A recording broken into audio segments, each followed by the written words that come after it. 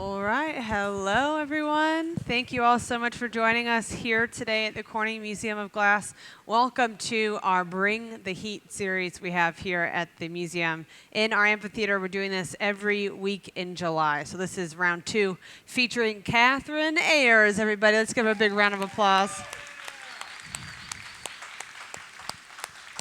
Assisting Catherine, we have Chris Rochelle. Round of applause.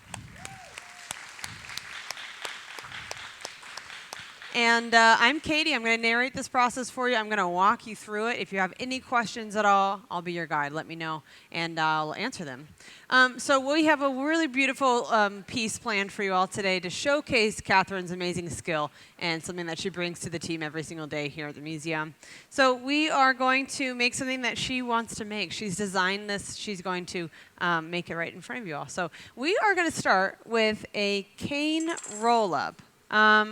Also, I just want to talk a little bit about what this is. This is being live streamed at the moment. So this is on YouTube live streamed and Facebook live streamed. So I also welcome our online guests. And if you all have any questions, thank you for that. If you all have any questions online too, please enter that into the comments and we will answer those questions for you.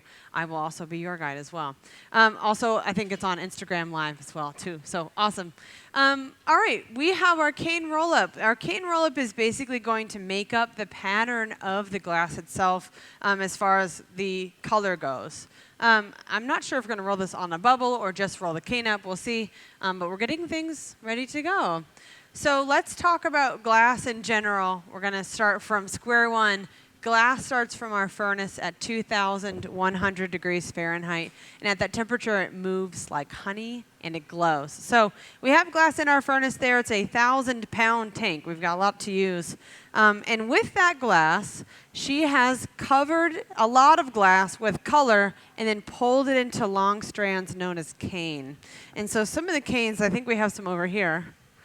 These canes are different variations of blue. So this is kind of the longer version.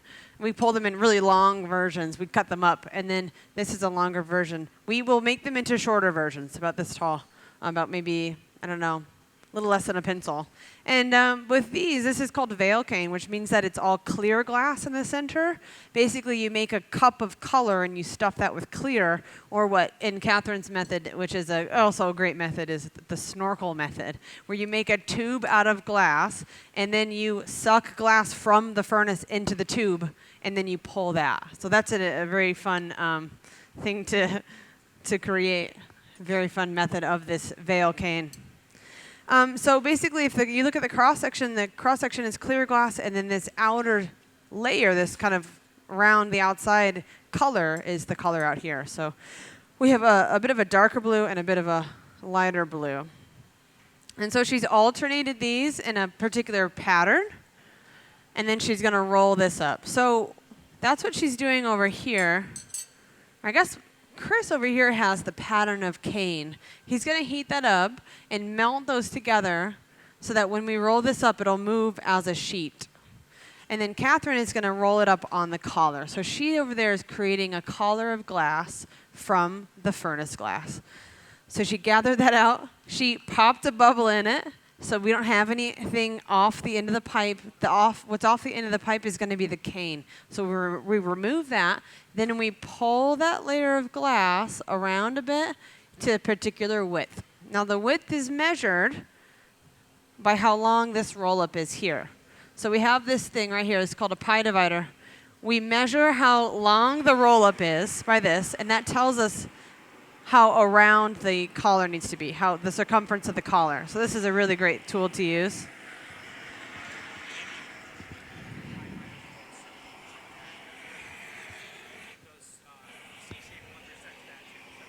So I'm just checking in. I'm also going to be helping the team too, so I might trail off for a moment. So there's our cane. You can see it in the camera view a little bit. The alternating colors won't really be revealed until the piece is totally finished and out of the oven tomorrow. But you'll maybe see a little bit of it. When glass is hot, it looks different. So anything that has glass color in it will always look different when it's hot. Even clear glass looks yellow and orange when it's hot, but it's in fact clear.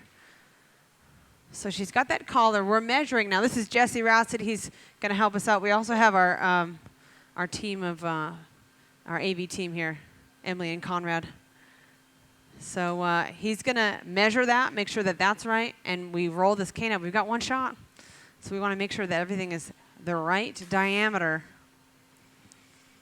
Chris will bring out the cane when it's ready. We have to slowly heat this up so the whole thing is even. If you really heat it up too much, it'll stick to the plate, and then we can't take it off the plate.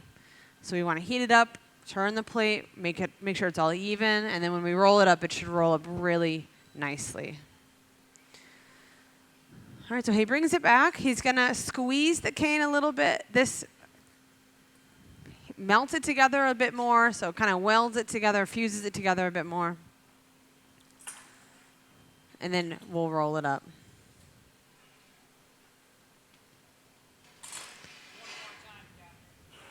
So these two will chat about this. She's the gaffer, which means she's the one in charge. She's going to call the shots.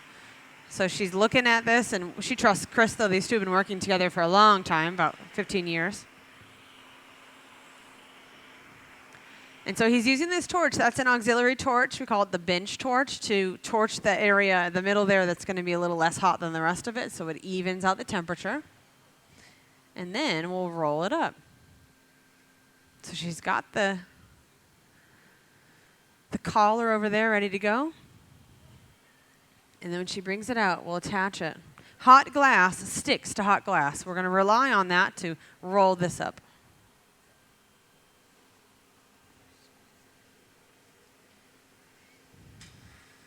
Any questions so far? Yeah. Good question. The two pieces have to be the exact same temperature? Not so much. Not really. Yeah. We don't want that to be overly hot. And if this is too hot, we'll like distort the collar when the cane gets rolled up, so we don't want that to be too hot. But accurately matching temperature, not so much. Yeah. But not too hot, not too cold, right? Right in the middle. Good question. What's that? It's two different blues. Yeah, the cane is alternating blues. So it's like light blue, dark blue, all the way across. Mm-hmm. Yeah.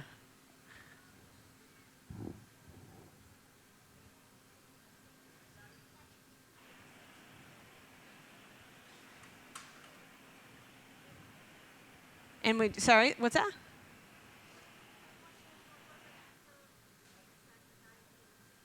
Just to squeeze it? Yeah, those are called tweezers. We have lots of tools that we use here on the hot shop because we can't actually touch the glass because it's very hot. Does that make sense? Was that not your question? The what? The tube that we're using to hold the glass?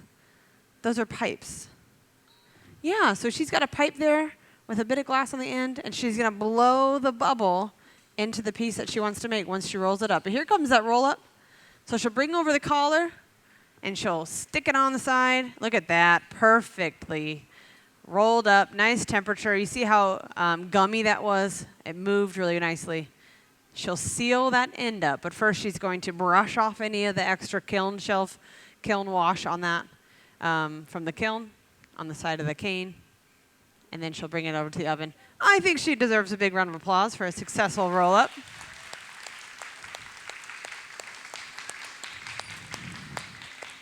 Awesome, thank you so much.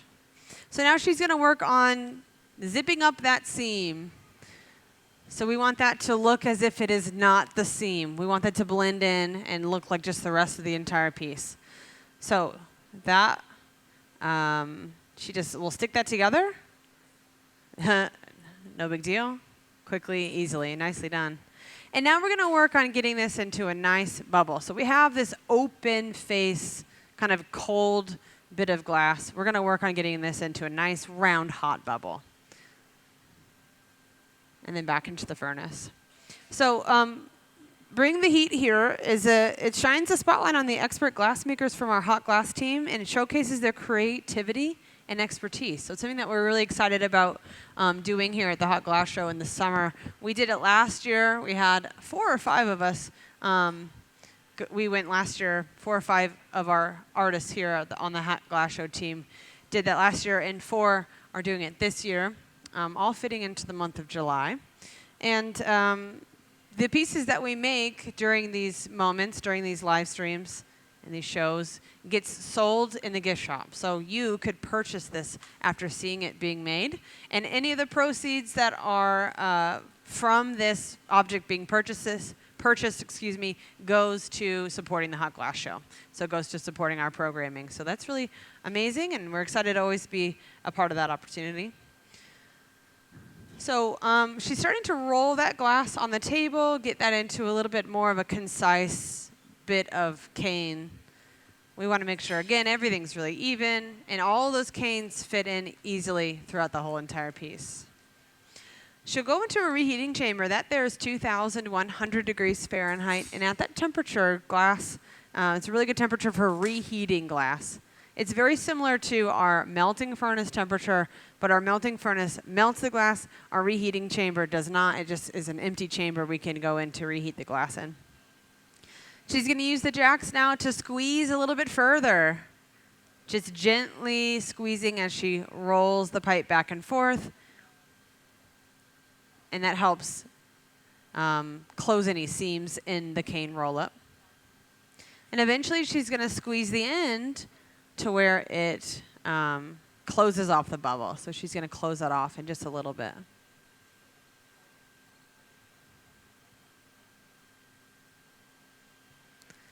Any other questions at this time? Everyone's doing all right? Yeah, up here. Go ahead.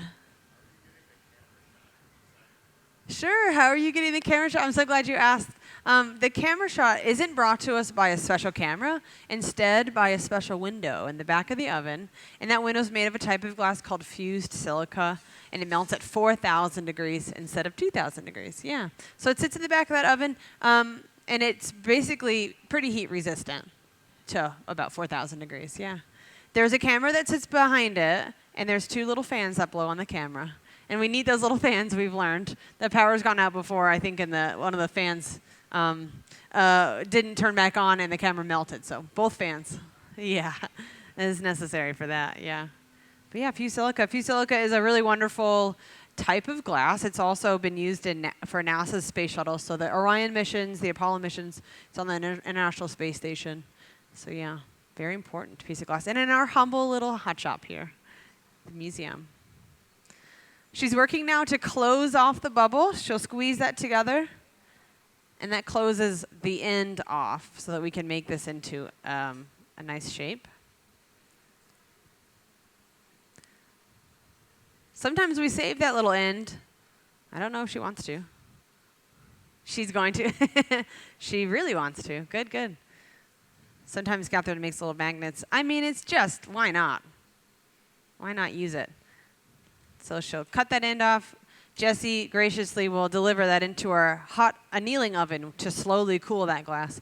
Every piece of glass ever made has to be slowly cooled in a process known as annealing. That annealing oven is at a high temperature, around about 950 degrees Fahrenheit. We'll take everything that we make and we'll put it into that oven.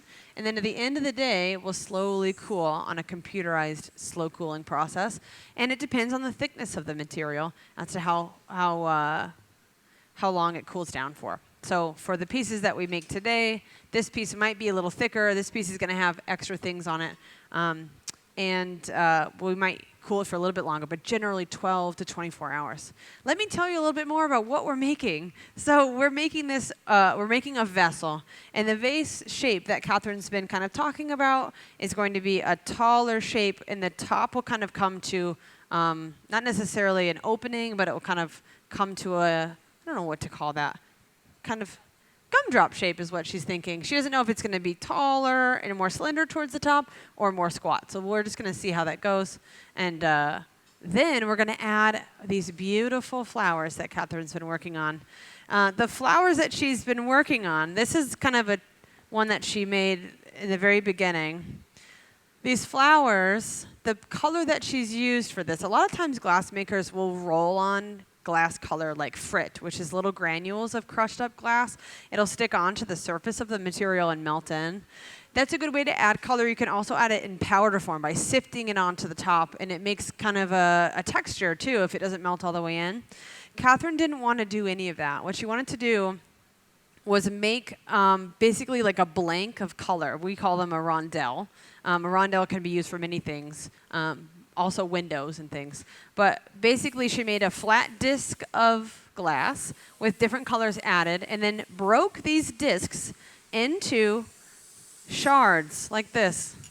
So she took, this is more of a disc there. She takes it and she just drops it on the floor, breaks it into these shards, and then she'll pick up each shard on the end of a punty, on the end of an iron, one of these rods that we shape glass with, and then she'll make it into a leaf or make it into a flower petal. So that's a really smart way to do that. You can see some of the color pattern in this piece here. We've got some kind of light and dark areas of blue. The lip is a little bit darker than the rest of it. Here's a really good example of that color difference. This looks like a nautilus shell.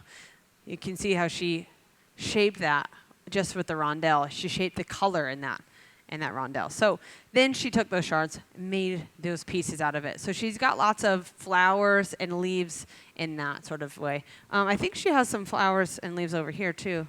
Some of these leaves, these are really cool. And of course, if you want to come over after the show and look at these a little bit closer, these are some of the leaves that she made from that. So you can see that color really well in this piece. Awesome. All right, so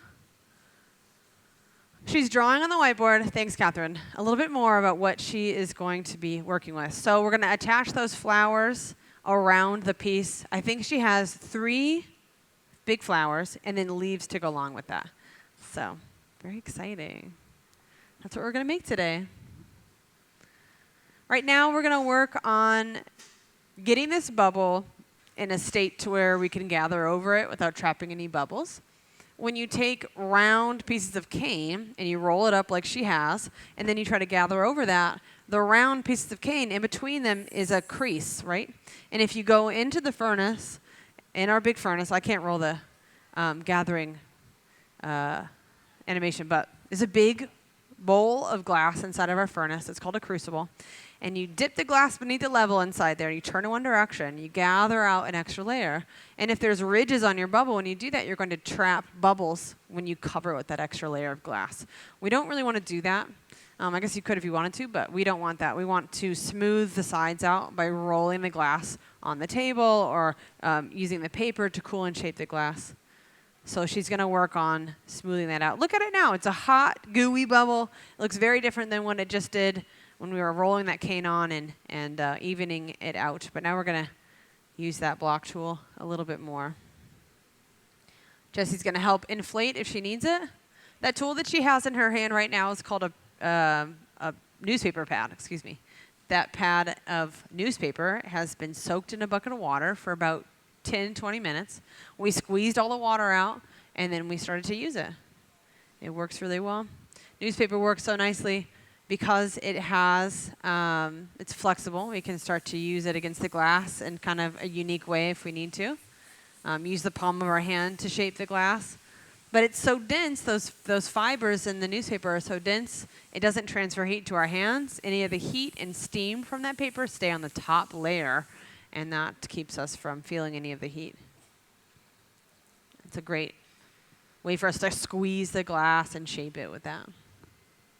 Then back into the furnace. So a little bit of back and forth. Jesse's helping out still.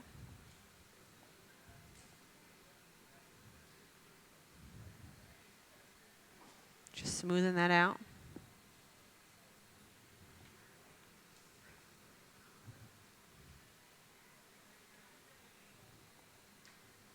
Any other questions out there? All right. You just let me know. I'll answer them. This table here is called a marver, which is a French derivative of the word marble. So this traditionally is made from stone. But these days, it's a little bit more, it's a little bit cheaper to buy steel It works a little bit better.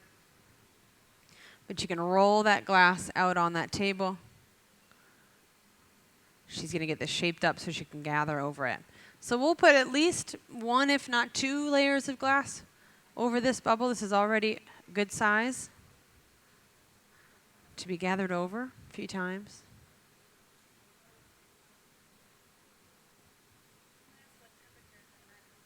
The furnace that we have our glass in is at 2,100 degrees Fahrenheit. To put glass into the furnace, we buy it from a manufacturer that makes it from Glasma, which is the company we buy it from. That's the company that makes this. This is what it looks like. It's called batch. Batch is the raw ingredients of glass. It's silica sand, soda ash, and limestone mixed together in their particular proportions and then put into the furnace. We shovel it into the furnace. We spend a whole day doing that. And then we fill it up once it's full.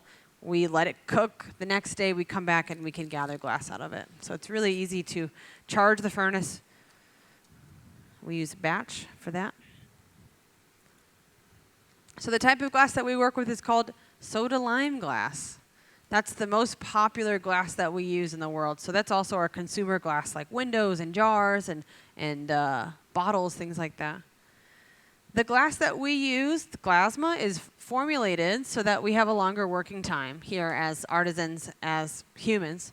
Machine-made glass, like windows and jars and bottles, it's formulated to set up a lot faster. So that glass is not compatible with what we use here, but they're in the same family of soda lime glass. To add color to the glass, to change the color of the glass, you add a metal oxide to the material. So if you want cobalt blue, what metal do you think we add to make cobalt blue? Cobalt, yeah. We add cobalt to it. We add copper to make a light blue. Manganese will make purple. Gold chloride makes a pink. Any metal you can think of, cadmium, selenium, titanium, will always change the glass color. So for this piece, we have lots of silver went into these blues. Silver also can make blue. Probably some let's see here. Probably some silver. Oh, wait, look, she's going to go into the furnace. She dips that glass beneath the level. She turns in one direction. She's going to bring this glass out. Look at that gooey gather of glass. Isn't that beautiful? She's going to bring it back to the workbench, shape and cool the material with a wooden scoop tool called a block. This will help us even that gather out right immediately. It's a nice even gather, but it's not perfect like how we can make it with the tool. So we want this tool there to assist us in making that even.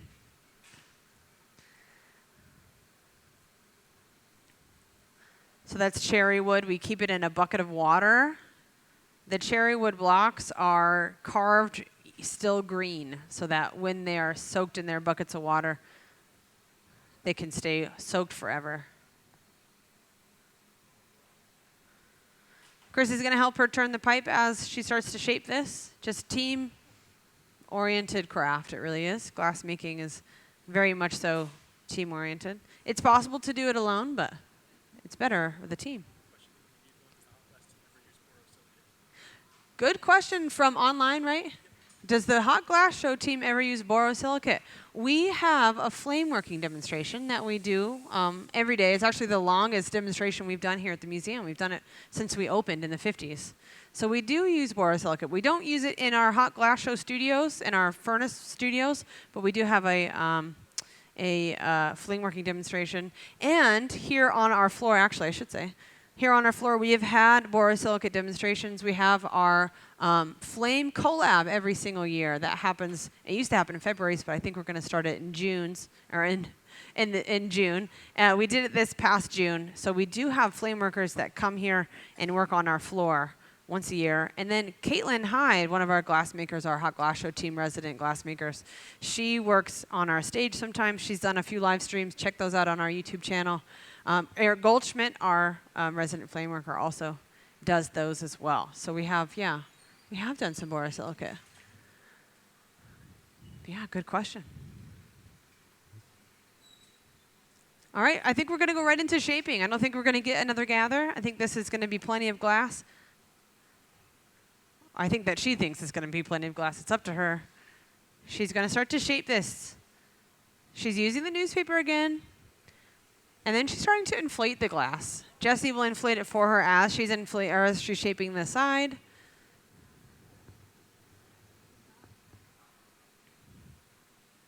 And they roll together at the workbench.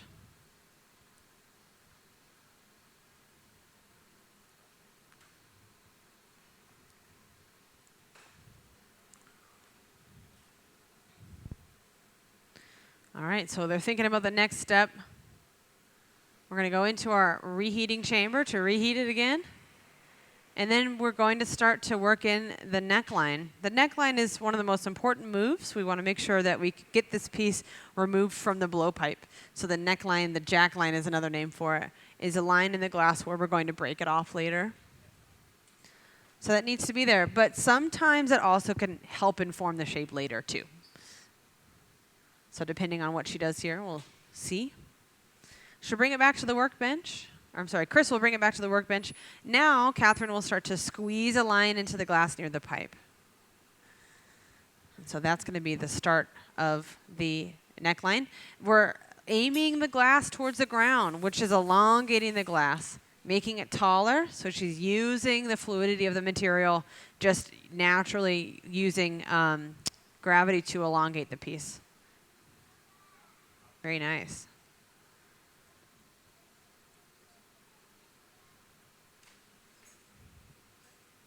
She'll squeeze that again. The jacks are a stainless steel tool. The blades are lined with beeswax. Or else you kind of heard a little bit of a screech. We'd be hearing that quite a lot without that beeswax. It could scratch the glass too.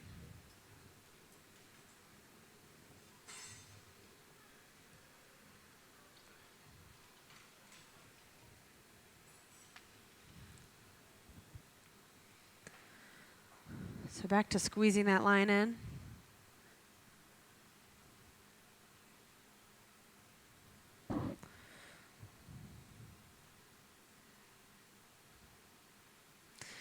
And we have Declan here shielding Catherine's arm. That really helps when you're making the neckline. We have delicate skin here, humans, we do. And when we're above that hot glass, it kind of gives us a little bit of some pain. And so Declan's there shielding her arm with the board. And that definitely matters. We can protect ourselves in those times without an assistant. We can put on Kevlar sleeves or gloves in those instances. A lot of times we get questions, why don't we wear gloves? We simply don't need them. We don't touch anything that's hot. But while we're working with the glass in those instances, when it's a larger piece of glass, when we know we're going to be close to the glass all the time, we'll put a glove on for that. It really depends on personal preference. It depends. Honestly, we never do things that make us uncomfortable. So if we ever are uncomfortable, we'll put a glove on. She doesn't necessarily need a sleeve right now. This isn't a large piece of glass. I mean, it's a really nice, amazing piece of glass. It doesn't need to be large. But when the piece is very large, it radiates more heat. So that's when we'll add more protective gear on our arms and our hands. We do wear cotton clothing that keeps us safe, and safety glasses. Then back to the furnace.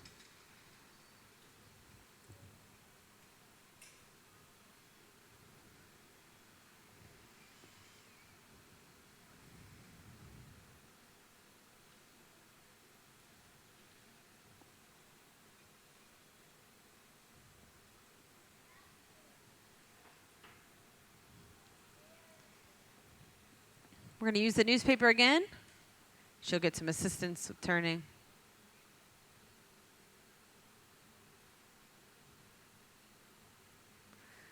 You can see that the bottom is a little hotter than the rest of the piece. That's where it's going to move when they inflate it.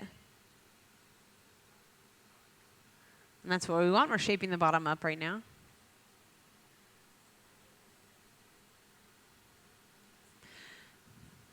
She's going to work down the vessel. That's mostly how glassmakers will work. They'll work down the vessel, then flip it over and work down it again. So once we have that neckline established, we'll start to work down farther. And then the ending, the end of this, of course, is the bottom of the piece. We'll flip it over and finish the top. And then we'll add all of our flowers and our leaves on for the piece.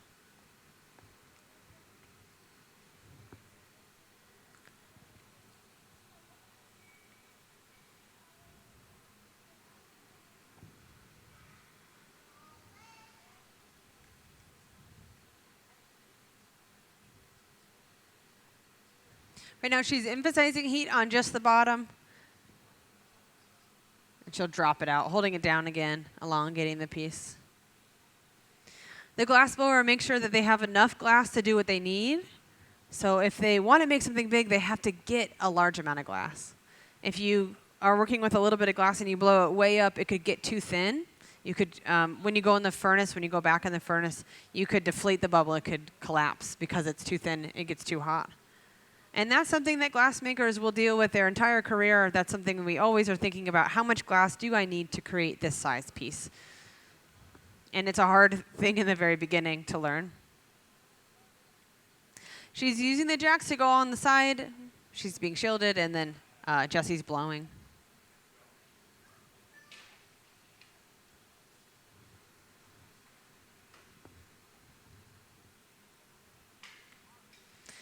What's so nice about this veil cane is that you're going to have concentrated areas of color on the outsides, and the inside you might see it blow out a little bit. I'm not sure if that's what she's going for, but I really like it when it does that. So we're going to see that a little bit.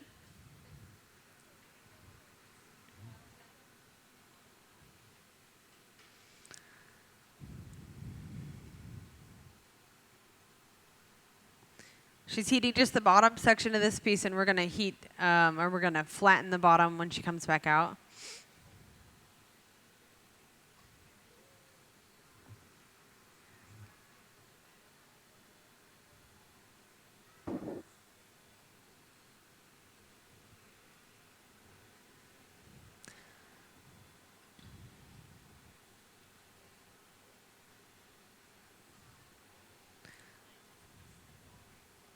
So we're going to flatten that right out, I think. We'll see what kind of shape she wants to go for. Declan is pressing the board against the bottom of the vessel as Catherine squares up kind of the bottom sides.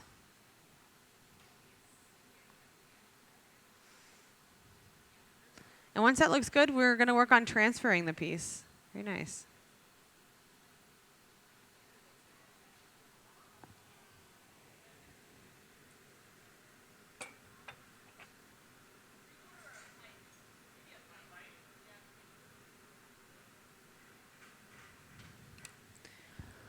All right, so we're going to work on transferring this piece over to work on the top half.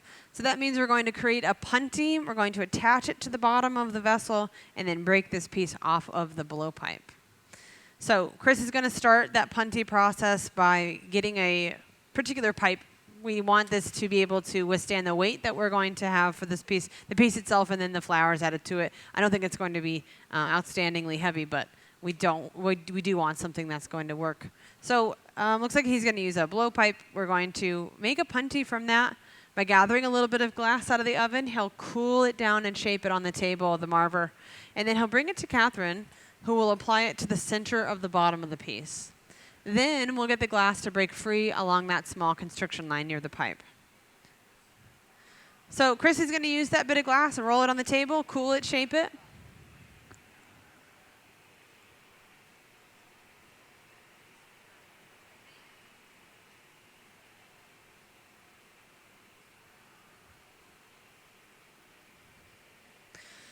And then when it's at a good temperature and shape, he'll bring it over to her and she'll apply it. We're cooling the punty down so that when it is connected, it's going to be a weaker connection. The hotter the glass-to-glass connection is, the stronger it is. So if you want something on there that's going to be there forever, you want to bring that over really hot, or at least heat them up to the point where when they do attach, they fuse together. But this colder connection will be a weaker one, and we want that to be that way on purpose so it releases from the piece easily without making much of a mark. If you see a handmade glass piece and you look at the bottom, you're going to see where that punty was broken free. It always leaves some sort of marking. A lot of times that can be fire polished away and smoothed away with heat. Sometimes it could be cold worked away and ground and polished away. But oftentimes you'll see a little mark where that punty was when it was being made. That's a good indicator of a handmade glass piece. All right, So Chris will reheat that punty in the furnace for just a moment. And then he's looking at Catherine. We're kind of thinking about the timing. We're getting ready for the next step. Here we go. He'll bring this over. She has a really great kind of bullseye effect there. The center of that cane is right in the middle. And then she'll connect it. That punty, we want it to be straight. We don't want it to be off, or else the whole thing is going to be off. We want it to be right in the middle to keep that same axis so that when we finish the top, it's all going to be straight. Now to get the glass to be removed from the blowpipe, to remove it, we're going to add something cold to that small constriction line on purpose to get it to break, to get it to thermally shock. So right now the glass is around 1,000 degrees. It's rigid. It's breakable. If you hit it with a hammer, it will break. You can also add something cold to it. It will shock it, and it will crack it. So to do that, she has a little extra heat. That always helps. And then the thermal shock is right here. It's a drop of water. She places right there and here. And on the pipe, she will tap it. And a light tap breaks it free. Let's give her a round of applause for that move. Nicely done.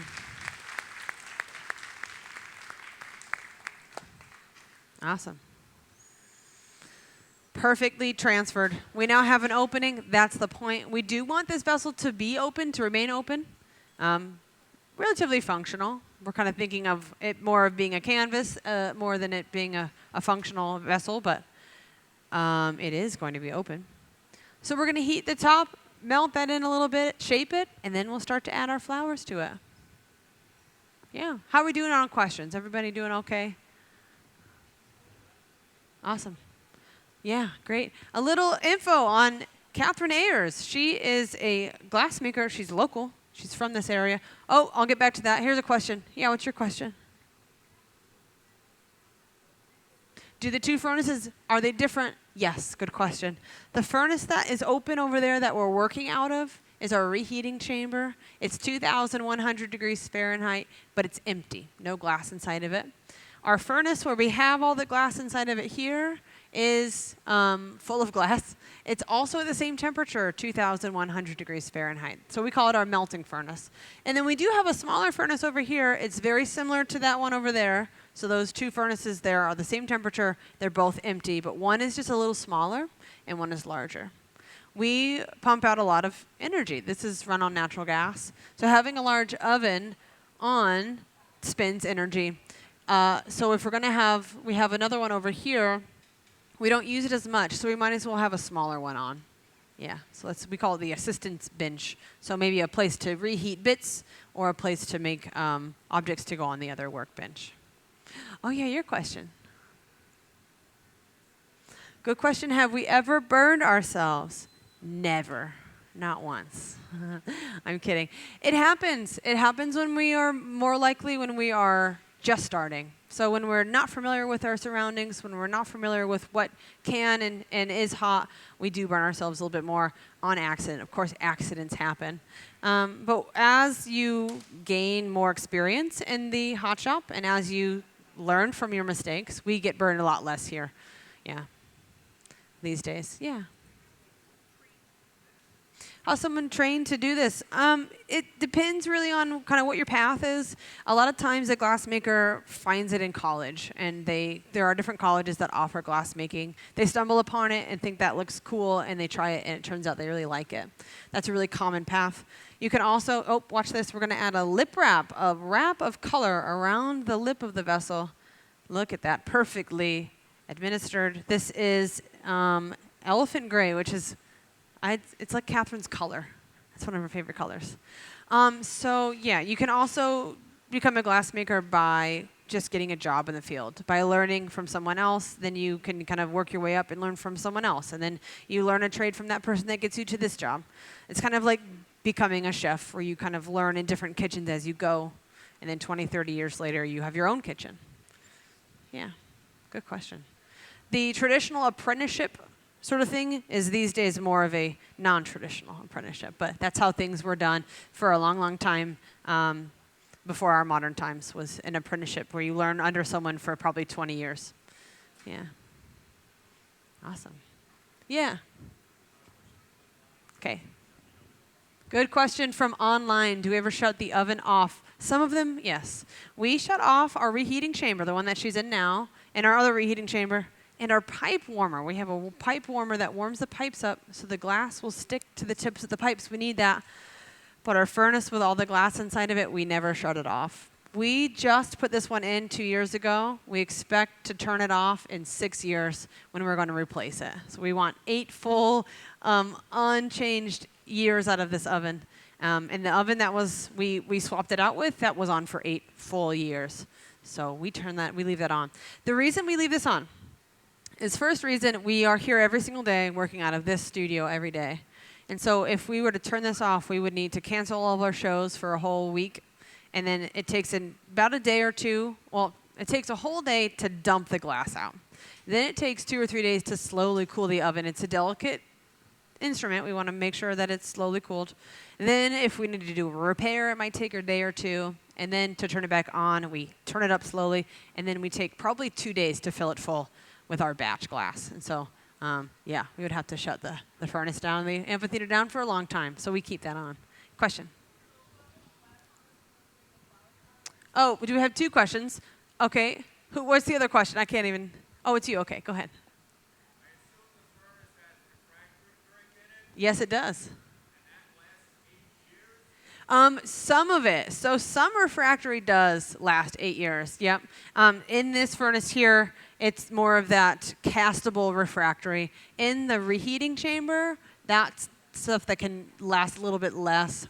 But it can last a long time. Yeah. It just depends on the use of it. What's that? No. No, so it's basically, it's in a metal container, and then the brick's on the inside of that metal container. Yeah, metal surrounds it. Yeah. We do look at our equipment almost daily. We address it, anything that needs to be changed. But, yeah, we hope it lasts as long as we can take care of it. Yeah, no problem. All right, go for it.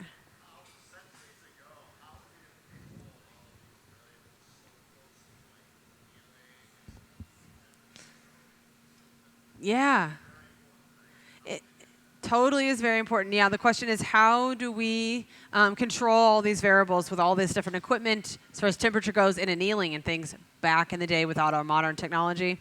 So one of the things that basically the fuel they were using was wood fire back in ancient Roman times and leading up to about maybe the 1400s, 1500s. So they were using wood fire. To control the temperature, they mostly looked at the color of the furnace. So if you look at that furnace color, it's a bright yellow, and that's 2,000 degrees. But if you look at the pipe warmer color right there, that's a dim red, and that's about 1,200 degrees. We know now because we have our thermometers attached to it. But back then, they would look at the furnace and realize that that's not as hot as I want it to be, because last time we worked at this particular color, the glass wasn't moving as much. So it all also kind of evened out to be this 2,100 degree temperature where the glass is really gooey too.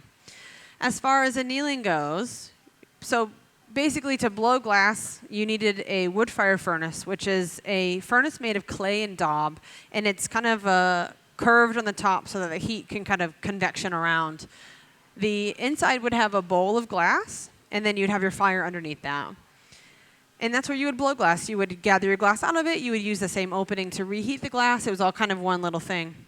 To slowly cool the glass, which is required for every piece of glass, a small oven would be made off the side of that furnace where that heat source is. And then you would put the glass that you made near that heat source where you know is a sweet spot to start out, right? You're getting trial and error. And then you would slowly move it away from that hot spot to anneal it. So slowly walking it away from the heat was literally what they had to do. I like to call it manual annealing. Yeah. But there's, of course, been a lot of changes to glass as far as working with it here, melting the glass, turning it, shaping it, using gravity, things like that. That hasn't really changed. But the technology that we have been using to heat the glass and anneal the glass, that has been changing the most of all things. That's a great question. I'm so glad you asked that. Look at this. We're adding on our beautiful flowers and leaves. Again, the color is going to be a little different, but I can tell you that flower is pink. We made that one today. And then the leaves that are on there right now, I think are that teal blue. This is all opinion. I think it's this one. So that beautiful blue is going to look a little green when it's hot. And she's got the flower right on top of it. Now, Jesse's in charge of holding that pipe right now, so he's going to make sure that that stays on center. Have you noticed that when he flips it over, it's a little off? It's a little kind of like this when he moves it. We're doing that, or that happens because the punty's a little hot, which is kind of what we want. We want it to stay hot. But when we stop turning, it'll start to fall. Jesse's job is to then compensate the other direction and let it fall the other direction. And his main job is to keep the piece from breaking. Like I mentioned, if the glass gets too cold, it will crack and it will break. So he's got to make sure that all these variables keep the glass nice and warm while Catherine's working. She's going to focus on creating the piece, on adding all these little bits and pieces to the vessel, all the flowers and the leaves. And then also Chris over here is going to bring all those over to her. So everyone has their job. My job is y'all. So if you guys, again, need me, let me know. But a team is really required for this type of glass making. All right, so he goes in, and if it's too hot, Jesse's going to not heat it so much. So that's all you have to do is just heat it a little bit less if it's too hot. Keeps making sure that the form is centered and even.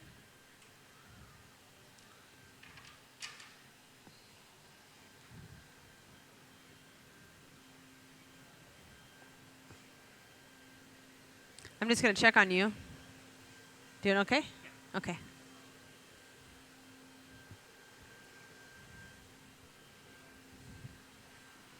I'm going to check on Jesse, too.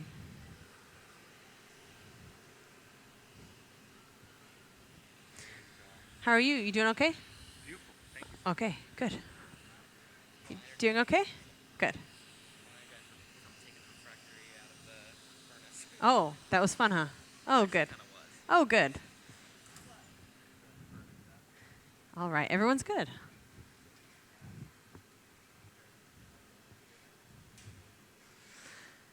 So there's a lot of back and forth. There's a lot of reheating in the furnace, keeping it from getting too cold, and applying glass. So it's a bit repetitive, but this is what we do to create these amazing works. She's been thinking about how to decorate this, where to put the flowers. She's been thinking about that a lot. So she's finally rested on this pattern, which is, and all of her ideas have been great. But this is her final resolution.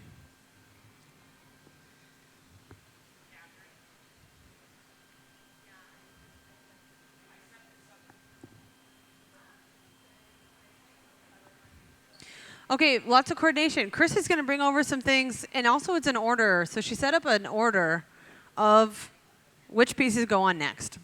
So the garage over here is this piece of equipment. It's a really important piece of equipment for what we're doing.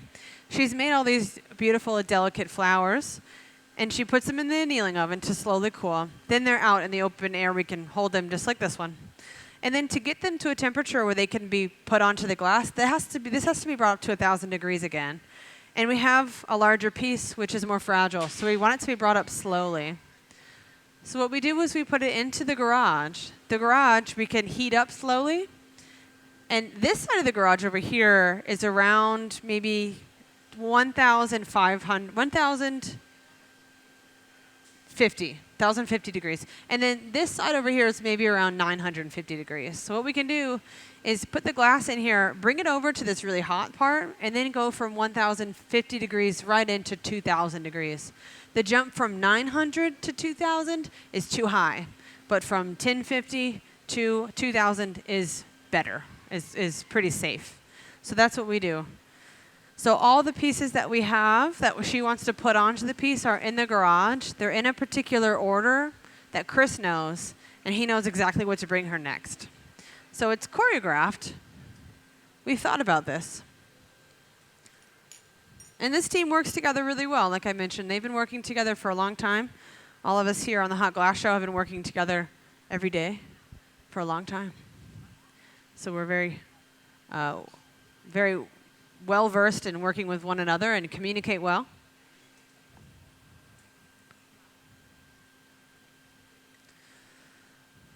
All right, so she's working on another set. So I believe that that is some more leaves. And back to the furnace again. Now Jesse's setting that puntee down really gently so that he doesn't hit it too hard, because that will make the puntee release from the piece, or the piece release from the puntee, I should say. So he's very gentle when he brings it back to the workbench. That's why he goes so slow for a second. Make sure that that stays on the puntee. Yes? How much would a piece like that sell for? I'm not sure, but we are going to sell this. So after this is out of the oven, Catherine's going to look at it. She's going to assess. She's going to decide on a price, and then it's going to go for sale in our shops here at the museum. So stay tuned. That question can be answered in a couple of days. But yeah, I'm not sure what she'll put on as a firm price. Yeah. Yes? How many shows do we make a day? During our regular show schedule, we have about 11 shows here and about 11 shows upstairs in our innovation stage. So that's 22 shows a day. This one is going to take over 2 of our shows. So today down here we only have 9 shows. But that's only for today. The rest of the days it's 22. Yeah, it's a lot. So that seems like a lot. But sometimes when we make production, if we're making, let's say I wanted to make ornaments and I wanted to do it for all day long, I could make 200 ornaments in one day if I really worked hard. So yeah, it depends on what you're making. Ornaments are a lot less time consuming. They're really fast. But sometimes also, if I wanted to make a really elaborate decorative piece, it could take me 8 hours if I really add lots of details to it. Good question. Yes?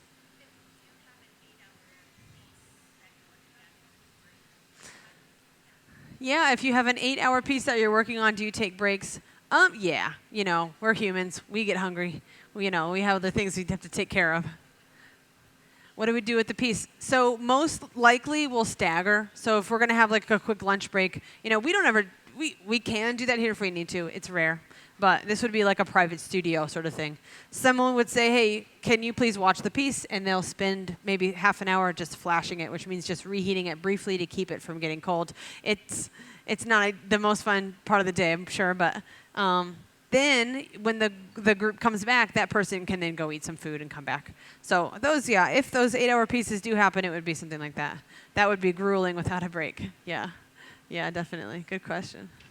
Yeah.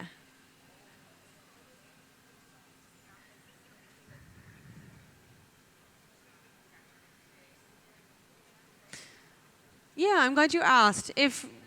When this piece is finished, do we post any photos about it? We will post extensive media coverage about this, yeah.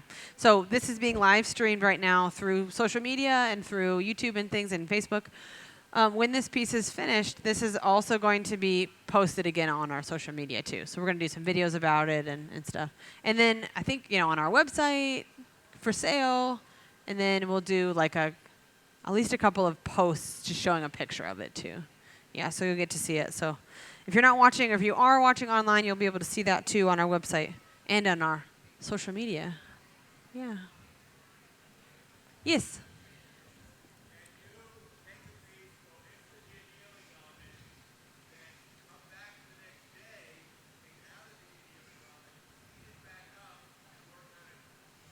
Good question. Can we take a piece, cool it down slowly, take it out, and then heat it back up again and work on it? Technically, you could, but it's very risky. So let's say it's a piece like this. So what I'm holding is a pitcher with a handle on it. If you want to put this back in the oven to heat up, you really want to heat this up slowly, maybe over the course of like 4 to 8 hours or so. And then you're going to have to hook a puntee to the bottom of this and take it out. And keep it turning, and it's a little risky. So if you're going to make something or if something is wrong with this, just make it again. That's what we would do. If there was something wrong with a piece that took us 6-7 hours to make, then again, you could lose all that work, because if you take it out and it breaks. So generally, no, we don't really do a whole lot of that. And that's kind of a all over theme from most glassmakers, is we won't do that. Because it is risky. It's too risky. Yeah. Yeah, you have to fix it and make sure it's good here before you put it away. The things that you can do to it cold are mostly in the cold shop where you can grind away things. Like let's say you put this away and it kind of rocks a little. You can grind it flat on a flat wheel and that will flatten it. That's kind of, or like let's say this part touched back and there's like a string. You can kind of like Dremel that off a little bit. But otherwise, yeah, make sure it's perfect here before it goes away. Say what? We grind it with diamond embedded wheels on a motorized. It goes around and around. Yeah, diamond wheel, or like a belt sander with diamonds encrusted in that too. Yeah, yeah. Diamond's the only thing that'll cut glass, so grind it with that too. And sometimes a stone, like a stone slurry, will help grind it too. Yeah. Awesome. Good question. All right. Oh, I also want to mention, if you're working on that 8-hour piece, you can also put it in the garage to keep it warm while you go have your break. I forgot to mention that part of that question. That's rare, though, but possible. All right, let's check in. We've got almost all of our flowers on. I think we have one more flower to add. It's loaded up. Chris here has a couple more leaves that are going to go on. We are slated to end at 4:30, but we'll keep going if we need to till a few more minutes. And every time Catherine grabs one of those leaves, she's using a torch. That's a 4,000 degree torch. And she's using that torch to superheat the bottom of the leaf so that when she sticks it into the vessel, it melts in and it fuses in and it's there forever. Your question up here, go for it. Oh, can you use your outdoor voice for me? Go ahead and shout that out. Can I get a translation? We got. Anybody else hear that question? Has it ever exploded? Oh boy. No, it's never really exploded, but it can fall and crash and break, yeah. Exploding doesn't really, yeah. Sometimes if you have a bubble and it's closed off and you heat it, that can expand, but it won't explode. If it drops, it'll explode on the floor, yeah. But we're going to not hope for that at all. We're going to just sweep that one under the rug. But yeah, no, for sure. It does sometimes. Only if we drop it. And do we drop it? We try really hard not to, but we're not perfect. But Jesse's perfect. He's not going to drop it. That's how we get by. This is one of our last flowers. This is a beautiful poppy. Look at that. Isn't that amazing? She made that just a few days ago. And again, she used these really cool rondelles to make the leaves. So this is for the leaves, this color for the leaves. And then these rondelles. Where's the other one? To make some of the petals. I guess that's all. She must have used, oh yeah. So you can see some of the colored variances in this. Very, very nice.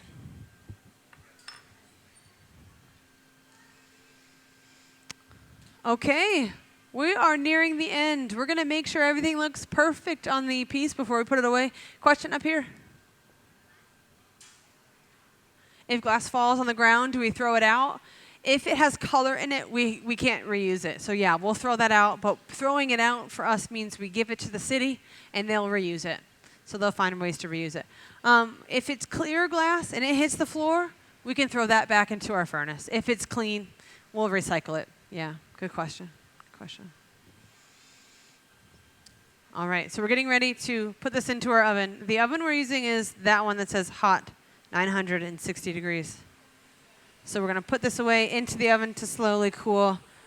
Declan is going to put on some personal protective gear, some Kevlar gloves, a face shield, and our silver suit. That really keeps them nice and cool. We're going to hold the glass in our hands. So they're going to put on their Kevlar gloves. And then we're going to put it into the oven. We're going to get everything nice and centered. We're going to make sure every leaf is touched down where we want it to be, every flower petal where it needs to be. We're going to even out the heat, too. All very important moments. Wow, that poppy looks so good. This looks awesome.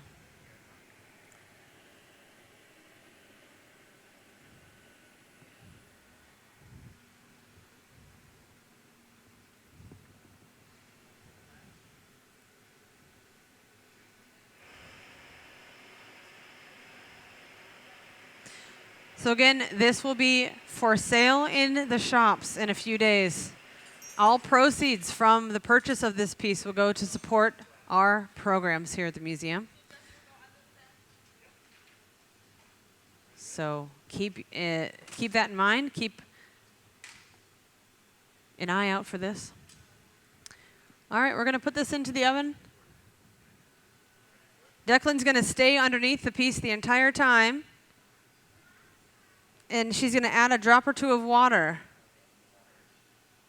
The water is going to thermally shock that small constriction line, or that small connection point between the punty and the piece. And then a light tap will get that to break free. And I'll bonk. And that will break. Nicely done.